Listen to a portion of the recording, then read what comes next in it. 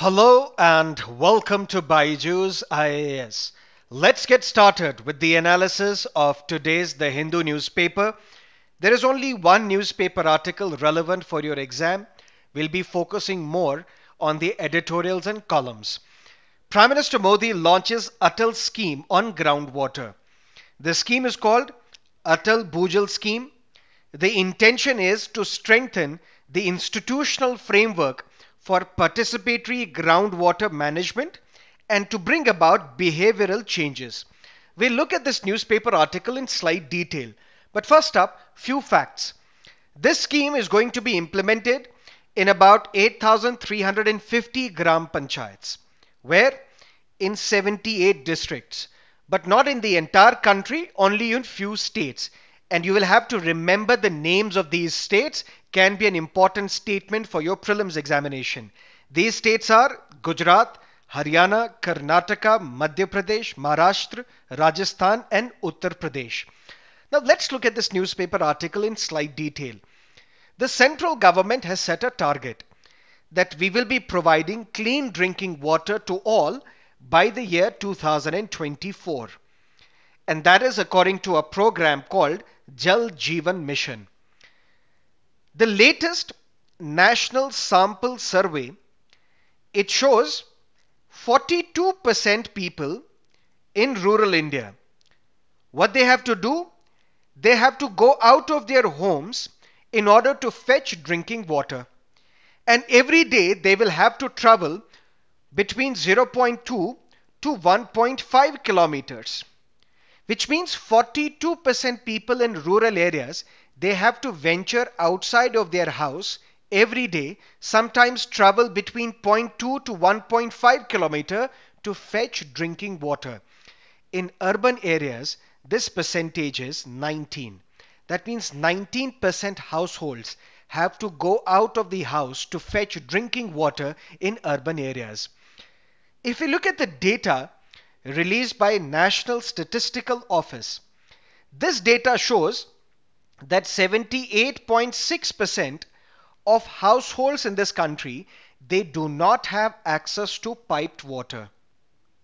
That is why they have to venture out of their houses in order to fetch the drinking water. 78.6% households in this country do not have access to piped water in their house. In rural areas, only 11.3% households, they have access to piped water. On top of this, the water quality is also poor, particularly of the drinking water. What is the main source of drinking water in this country? The main source is hand pump. Hand pumps are the major sources of drinking water in this country, and that is for about 43% of our rural population. 43% of our rural population, they rely on hand pumps for their drinking water requirements. Two more important statistics. 73% of our rural households, they never treat their water before drinking.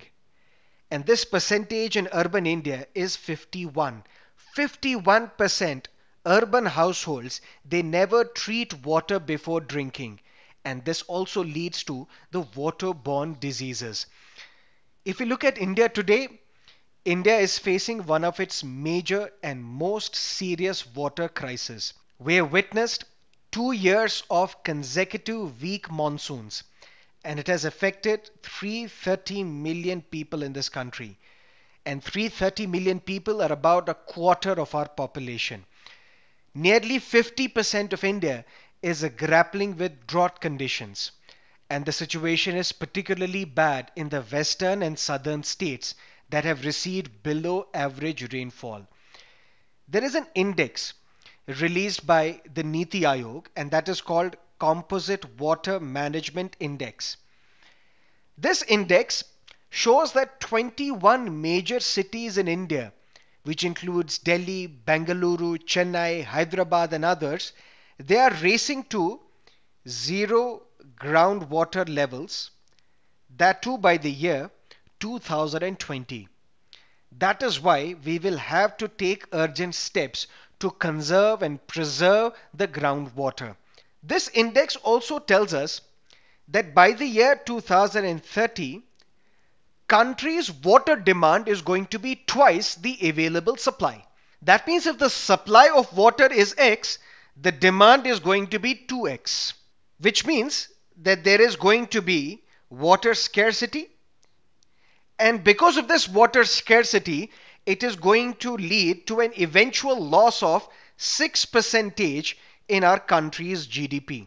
That's according to Niti Aayog. So that means there is an urgent need of preserving the groundwater. The union government this year formed a new ministry called Jal Shakti.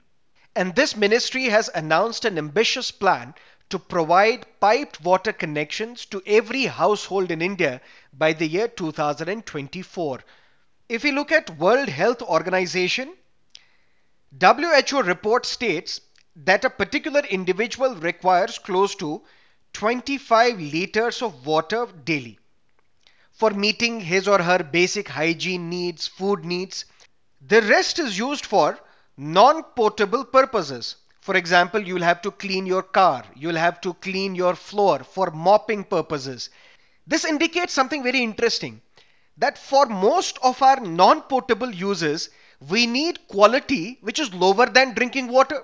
That means the water that is used for drinking purposes, it should be of good drinking quality. But for other purposes, non-potable purposes, we need to have a quality lower than drinking water, which primarily means why should we supply the same quality water for all our requirements?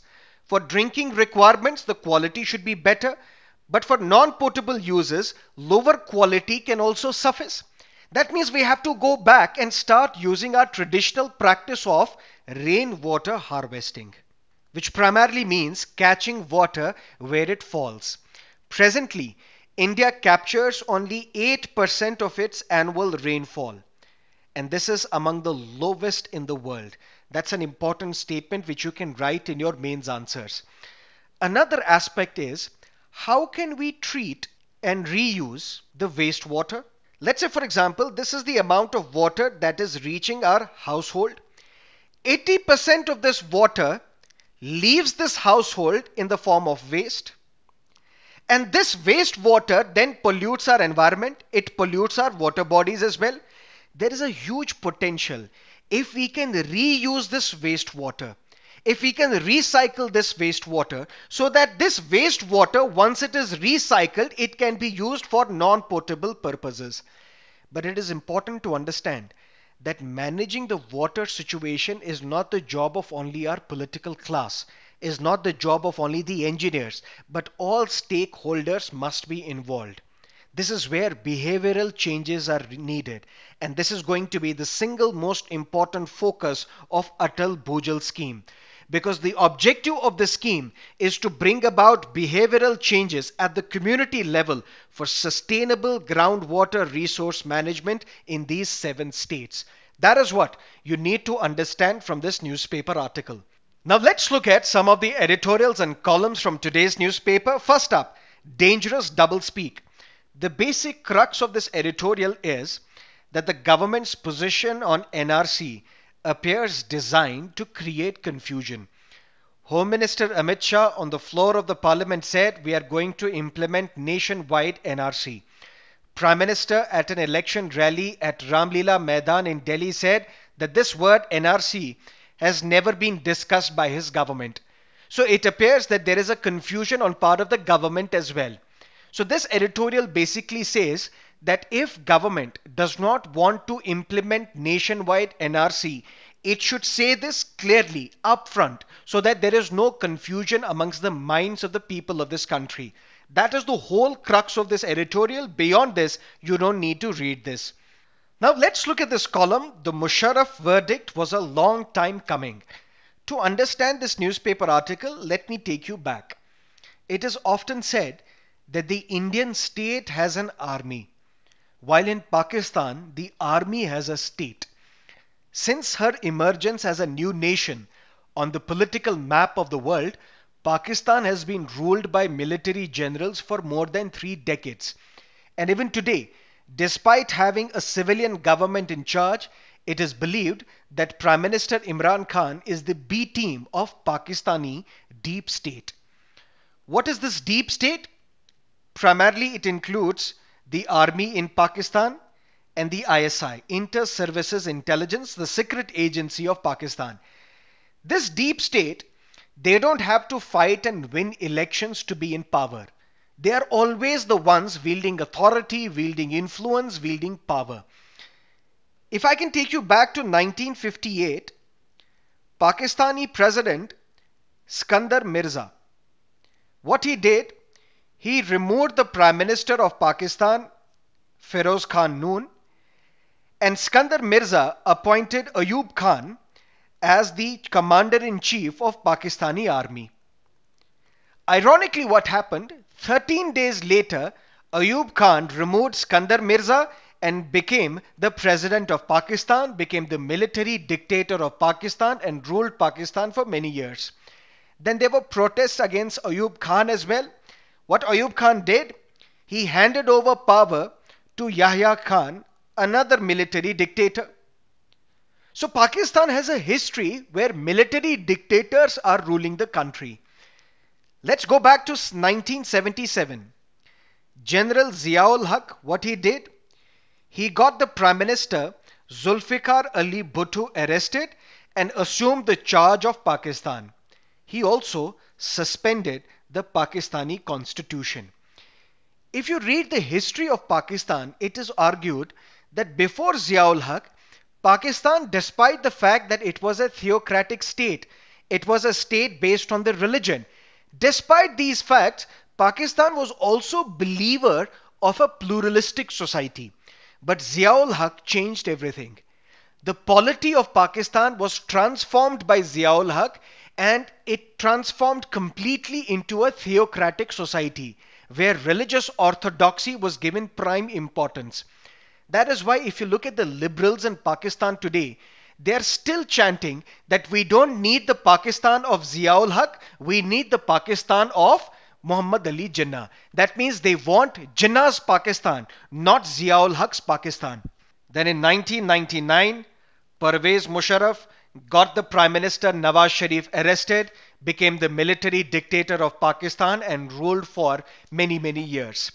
But how is it that in 1958, then in the 1960s, then in the 1970s and 1999, military rulers were in a position to afflict such damages on Pakistani polity? How is it that throughout the history of Pakistan, it is the military which is ruling the state and not the political establishment, not the civilian government? All these individuals were in a position to do this by using a phrase called national interest. So whenever these military dictators assumed the charge of the government in Pakistan, they used this phrase called national interest. We are doing this in the national interest. And this phrase, national interest, is used by almost all the authoritative regimes throughout the world. Then something happened last Tuesday, December 2019. A special court of the Supreme Court of Pakistan, it held that Pervez Musharraf is guilty of treason. The high treason, and he should be hanged to death.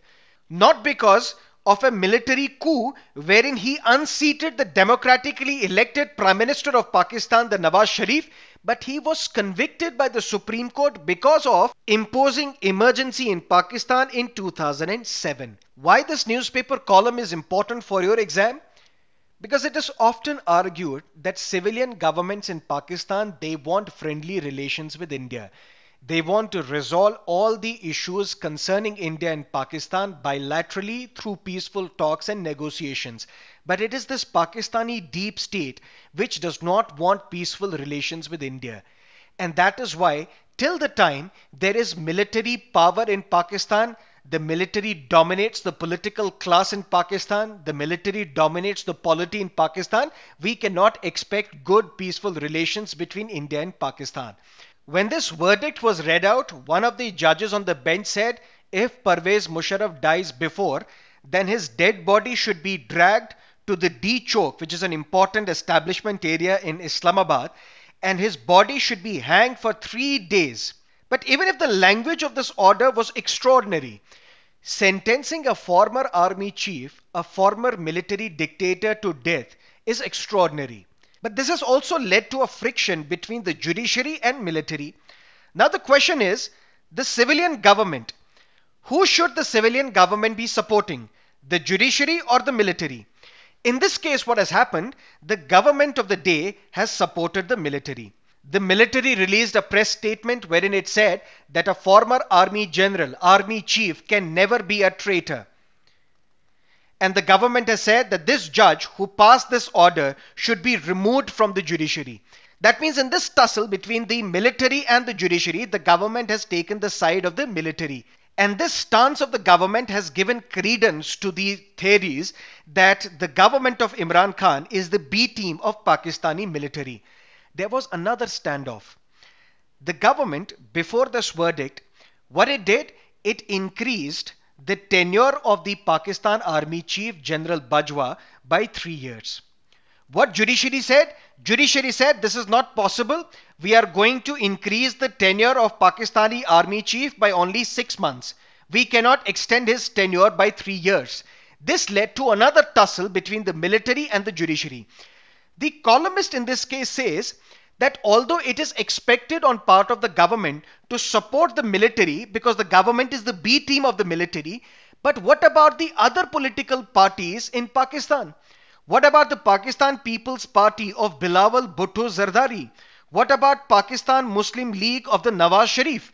These political parties should have been supporting the judiciary because judiciary comes across as an institution which is trying to strengthen democratic polity in Pakistan. But these two political parties are silent. And the silence of these political parties, they are only strengthening the military's hands. And the columnist says, yet another opportunity to strengthen democracy in Pakistan may have been lost. That is what is needed from this newspaper article. Then there is another column, an act that fails the constitutional test. This is related to the controversial Citizenship Amendment Act. There were 2 columns written in this newspaper, one by the Kerala Chief Minister who opposed this act, the another by BJP MP Subramanian Swamy who supported this act. So this column is basically in response to these 2 articles written in the Hindu newspaper. And if you read this newspaper article, it says nothing new. This has been covered comprehensively in our YouTube lecture, the lecture prepared by me. If you have not watched that video lecture, please do that now. Then you don't need to read this newspaper column. Let's look at another editorial, Mind the Gap. How can we judge or how can we evaluate whether a nation is committed to the advancement of all its citizens? How can we judge that? How can we measure that? We can measure that by looking at men and women. Whether women are provided equal access to opportunities, equal access to the resources as men are provided. If we can assess women's access to opportunity, women's access to resources against the access given to the men, then we can in a better way judge whether a nation is committed to the advancement of all its citizens or not. But if you look at the data released by World Economic Forum's Global Gender Gap Index 2020, it presents a grim forecast. India has dropped 4 points from 2018 and is today at 112th rank on this index. This index measures the extent of gender-based gaps on 4 key parameters. Which are these 4 key parameters? Economic participation and opportunity, educational attainment, health and survival, and political empowerment. It is only on this political empowerment that India is ranked higher. India is at 18th rank. But so far as economic participation is concerned, the rank is 149. So far as educational attainment is concerned, the rank is 112th. So far as health and survival is concerned, India's rank is 150. That means if we look at this global gender gap index, there is no question that this index presents India with an opportunity to make the necessary amends required. Doing what the government is currently doing is clearly not going to be sufficient. This editorial says that India needs to engage intimately with all aspects indicated by this index so that efforts are created, so that new methods are introduced, so that women's participation is increased, so that increased opportunities are provided to the women. Because clearly, we need to be committed so that we can uplift the conditions for women. And this commitment to uplift the conditions for women in this country is non-negotiable duty of any state. That is what you need to know from this newspaper editorial. Now let's look at another important column, the return of the secular. Written by Rajiv Bhargava. Rajiv Bhargava is India's foremost political scientist, and his writings can be hugely beneficial for you in your essays. So if you want to write a good essay, you should read the columns written by Rajiv Bhargava. Secularism is an ideology, but it means different in different contexts. In United States and in the Western worlds, for example, secularism primarily means that the state will not interfere in religious matters. Religion is something that is a matter between you and your God. We are not going to interfere. What you do within the four walls of your home, that is none of the business of the state. That means in religious matters, the state is not going to interfere. On top of that, religion will not be in a position to influence the economy and the polity of any country. That is what secularism means in the Western world. But so far as secularism in India means that we will equally promote all religions. We will not discriminate one religion as against the other. There are some people who say that India was not secular. India became secular only in 1976 when 42nd Constitutional Amendment Act was made and the word secular was added to the preamble of the Indian Constitution. But that is not true. India was always secular. Even before the commencement of the Constitution, India was always secular. But what was implicit before 1976 was made explicit by adding this word secular. Because even with the commencement of the Constitution, we had Article 27, which is part of the Fundamental Rights chapter. Article 27 states that taxes that you and me pay will not be used for the promotion of any one particular religion. That means no religion can be discriminated. The state will not have the religion of its own. India is not going to be a theocratic state. That is the crux of Article 27 of the Constitution of India. So what was implicit before 1976 was made explicit because of this constitutional amendment. Rajiv Bhargava writes that in North America and Western Europe, secularism means complete divorce of state with the religion. Complete divorce. But so far as India is concerned, we have constitutional secularism. And here the state is required to maintain a principled distance from all religious communities. But what Rajiv Bhargava says, that so-called secular parties in India, they should not be called secular. They support the bigoted, orthodox members of all the religions. That means they support the fringe elements of all the religions. They pit these orthodox elements against each other so that their vote bank is increased. They sometimes engineer riots as well so that they want to capture political power. The real secularism, according to Rajiv Bhargava, is the Gandhian secularism. Gandhian secularism means that the state should interfere. Whenever there is a conflict between two religious communities, the state should interfere because it is the primary duty of a state to maintain fraternity. And this fraternity is mentioned in the preamble to the Indian Constitution as well. Rajiv Bhargava writes, young protesters across India have brought Gandhi's vision of the secular into the public discourse. And this last paragraph is very important. The reappearance of secularism in Indian public discourse, initiated by young Indian students, is surely a matter of relief and joy to those who aspire to protect India's diverse cultural heritage, defend India's constitution, and wish every Indian to have a better standard of living. That is what you need to know from this newspaper column. Now let's look at the last column, the explainer.